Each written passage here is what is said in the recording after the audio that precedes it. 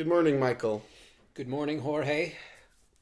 I believe we've chosen to discuss the general subject of healthcare this morning, which might put us at loggerheads on some issues related to healthcare.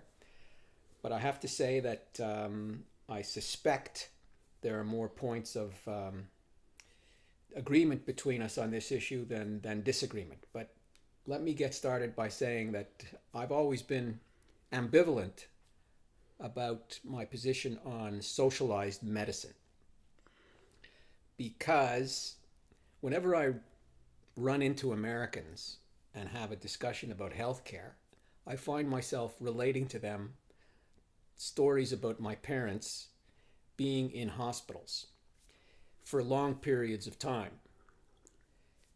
getting all kinds of tests, receiving surgeries, taking up a bed, even a whole room, for weeks at a time.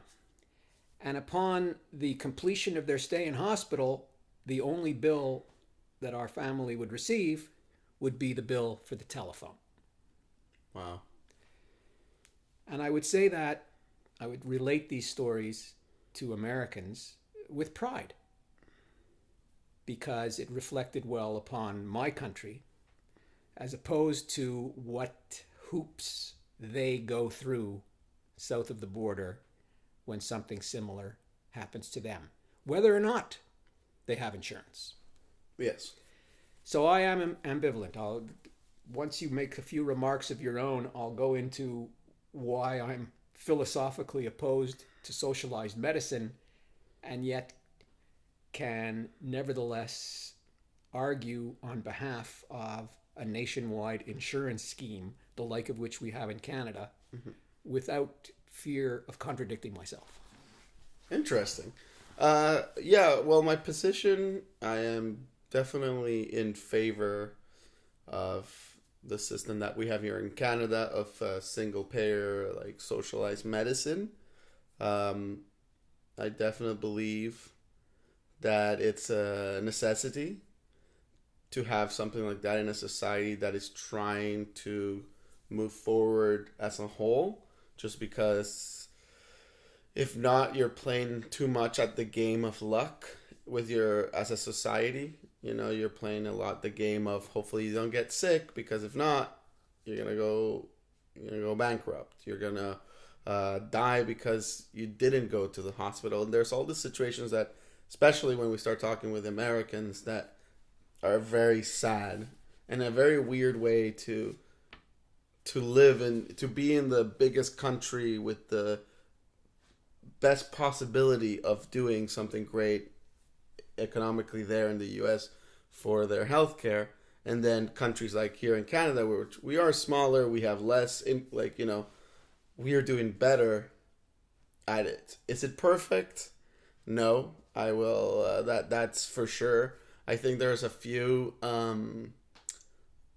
kinks about socialized medicine that make it really tough to make it work perfectly, because socialized medicine within our capitalist system makes it really complicated for, let's say, doctors to say, I'm going to study for 10 years, and then, like, how do we make sure that the best doctors come forward? Because it's not like the best salesman that you're like, okay, cool, they sell very well, they're good at marketing. But a doctor, if they're good, the society as a whole gets a benefit from it, because more people can live longer and all these other things. So I believe that the system that we have right now of single payer, the government, I don't know if there's another name that it is called, what we have here in Canada, but I believe that is the solution that as a society we need to take. Though right now, the way that it works, there's a few big issues that aren't making it work efficiently or good for everybody. But taking it down to the very basic question, is it a human right to have health care? And I suspect that the knee-jerk reaction of the millennials would be, of course it is, especially Canadian millennials, they would say. Of course it is, because they have grown up in a system where they have never known anything but the right to go into a hospital, to go to a doctor, and to have services performed for them. But I come back to the question, is it a human right to have health care? And I would ask the following question of you, if you were, let us say, a doctor. Is it the right of someone else to have your service? Should you, as a doctor, be a slave to someone's disease? Are we not talking about the right of individuals, namely nurses, doctors, healthcare practitioners of any kind, to lead their lives without any coercion being impacted upon them by the state? So I come to the conclusion that no, it is not a human right to have health care. However, it is permissible, from my perspective, for political jurisdictions to decide collectively, let's have a national insurance scheme whereby everybody gets together, pays into this insurance scheme via their taxes to protect themselves against financial catastrophe should they have a medical catastrophe. Mm-hmm. I have no problem with that. People would then say, however, you're contradicting yourself. I would go back to something that Walt Whitman once said, the great American poet. He once said, do I contradict myself? Well, I am vast. I can contain contradictions. But I don't want to tread lightly on this subject.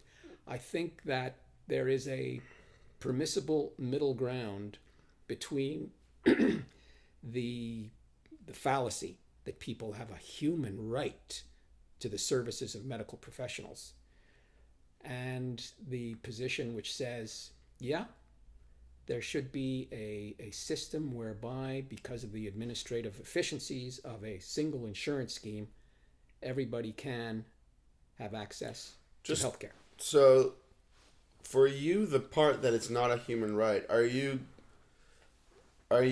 coming at it from the point of view that it's unfair for the doctors, or are you coming from the point of view that everyone doesn't deserve to be in the equal playing field when it comes to health? You know what I mean? Like, there's a difference here. Like, if you want to say doctors should be allowed to make more money, or argue that just because a doctor wants to help doesn't mean that they have to be a slave to be not rich.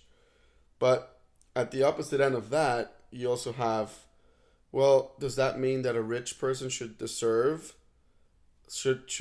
having more money deserve more health, more longer life? Is that, like, how do you deal with that part of it? I have a great deal of difficulty in dealing with that part of it. And I go back to my original question, and I ask you as a doctor, would you say, yes, I am happy to be a civil servant. I am happy to be paid whatever the government decides to pay me, and I am a slave to the maladies and diseases of the people. So that the two balance each other. You come at me with a very good question. Do the rich deserve better health than the poor? It's a very good question. And I say to you, yeah, we have to balance that question with mine, mm-hmm. so that there's fairness ultimately. Another one that this is not even to discuss like argument on healthcare, like economically, as we're talking right now, like who pays for it and why. The other part that is interesting and I have it like a tough time sometimes with single payer, or just the idea of, I guess, medicine as a human right, because so much of what people do go against their own health. Overeating, smoking, not exercising, all these things. So it's interesting when you said like health is not a human right. I'm like, true. This it's an interesting way of going about it, because if we can also say like if you don't take care of your body, should you have a right for someone to come in and fix it? You know, it's a tough one in that sense, because I like the idea of social healthcare. I think that the as a society we have way more to lose if we don't have something like that. Way more. It's a great way to not let the poor go up in class and become middle class, and then up, to go up classes. Healthcare can really stop that, especially in the US, where the prices are like, oh yeah, if you get sick, that's it. Good thing you worked for 20 years. Doesn't matter. You're bankrupt. We're done. You're done. Like, so there's this, like, as a society, we're not allowing everybody to go up together. A lot of people don't care about going up together as a society and becoming better. So why would they care if everyone gets health care? I'm also not a fan of the idea that we can all just screw our bodies up and then just go, hey, fix me. And the whole society should come in and be like, yeah, you have a right for sure. You definitely overate for 20 years crazily, and now we have to pay all this medicine that was completely preventable. Like, I'm not talking about the little, not their fault things, but what do we do with, like, we institute some level of user fees. That is to eliminate abuses of hypochondriacs, for example, who might show up at emergencies in hospital emergency rooms on a regular basis because they're hypochondriacs. There should be a nominal sum charged. And when you go to see your doctor for your annual checkup, okay, let there be a nominal sum charged so that we take some of the public expense out of the system. But back to your point about, the rich living longer than the poor if we have a free-for-all system and a laissez-faire system. I don't think we will have complete parity under any system, whether from in communist China during the highest years of Mao, in the Soviet Union during the Brezhnev years, even in Cuba. The rich or the powerful or the government people, they will have somehow better care than the average man in the street. Yeah, well, if you have power and your loved one is sick, you're going to do everything in your power to help the person out, or if it's beneficial for you politically, or I feel like in all those settings, that's what comes in right away. It's like, if the person in charge of the hospital is the one that is sick, you're going to get better treatment than that person that just walks in. Also, something we haven't talked about is how do we move forward medicine? That's another part that if in the environment of the capitalist, I don't know what we want to call it, capitalist medicine, that's how you move forward. Like, how are you going to get best surgery? Well, it's probably not by saying this surgery works, but by saying maybe we can offer this surgery. And they spend money researching, and they spend money trying to just make the best possible way of, I don't know, doing brain surgery. Do I hear you praising capitalism or attacking capitalism? I'm stating that it can be done, because you got countries like Cuba where they definitely improved in medicine. Cuba's medicine was like doctors are some of the best in the world. Like, that part is Are you looking at me? It's an audio podcast. You're looking at me saying that this is not true, that in Cuba... I'm looking at you the way I'm looking at you because that is largely mythical. People go to Cuba to get treatment. certain... For Latin America, Cuba is the place that you go if you need a better thing. You might be coming like, yeah, it's not Boston's doctors, if you want to go that state, but... The rich citizen of Bogota, Colombia, does not go to Cuba. He goes to Panama City. For some services, for some very specific performances in the medical field, people might go to Cuba. Might. I stress might. Okay. But the idea that the Cuban medical system is superior in any kind of general way is totally mythical.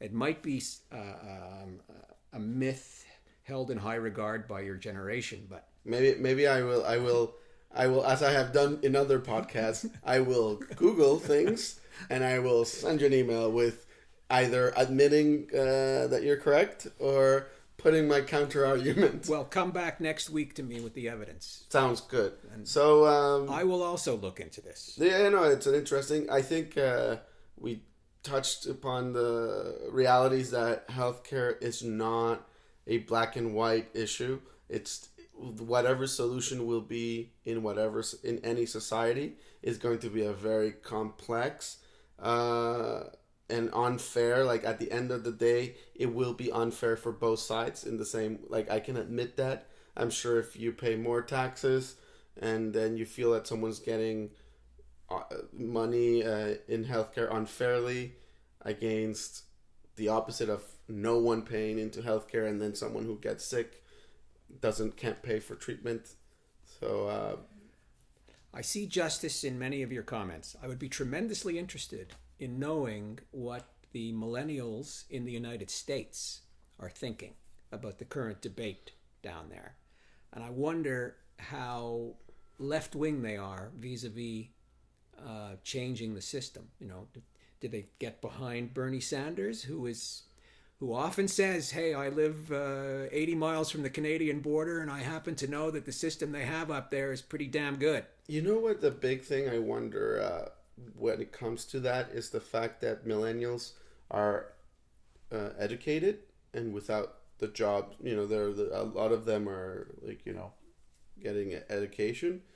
If that affects, like, you know, you liked a more fair system because you studied probably it in school. And the other one is a lot of them job security is not as a for sure thing. You know, I don't think people are thinking, oh, I have a job today, I'm gonna be going up in my job, I'll have money in 10 years. We're in this world of freelancing, and you don't like the uncertainty of the way work is. People don't think that they start in a company when they're 25 or 30. No one thinks that they're going to be in that company when they're 50. So if you have that mentality, healthcare for all and an insurance that is not too expensive, and because if you always thought of course I have benefits because I'll have a job that offers benefits. The amount of people that are going into freelancing, not by choice, but that's just economically makes sense for companies to have freelancers. Those freelancers don't have benefits. And so you're starting to have all these people that don't know what, like, I'm a freelancer, and the idea of having benefits is something that has never come in. And if I were to live in the US, it would be a very different situation saying, can I be a freelancer? And I think a lot of the millennial generation is doing freelancing, is doing things that weirdly affect healthcare. And I think that's where you see the Bernie Sanders push. It's because if you're not comfortable in going, oh yeah, I got my big, I don't know what it's called, healthcare plan that my job gives me, and I will stay at this job because that's what I do. I work. So, but it'll be interesting to see how and if they can overcome the entrenched interests of the insurance companies, because that is where the power lies. That is where the cost is incurred. The United States spends approximately twice as much per individual per annum on healthcare than countries like the UK, Canada, France. And that is, I believe, that is because the administrative burden of the middlemen, the insurance people, those robber barons. So you want to take out profit? You want to let someone saw that there's an opportunity to make profit. Maybe they greased up a few politicians to get more profit. And you want to stop that. You want to stop profit. I want creative destruction. And that would be, in terms of American healthcare, getting rid of the middlemen who are basically unproductive. All they're doing is shuffling paper. But thank you, Jorge. That sounds great. We're going to come back at some future time and compare notes about the Cuban healthcare system. Let's do that. And I like that you said middlemen. I think that leaves us in a good place for the next things. So we'll keep on discussing.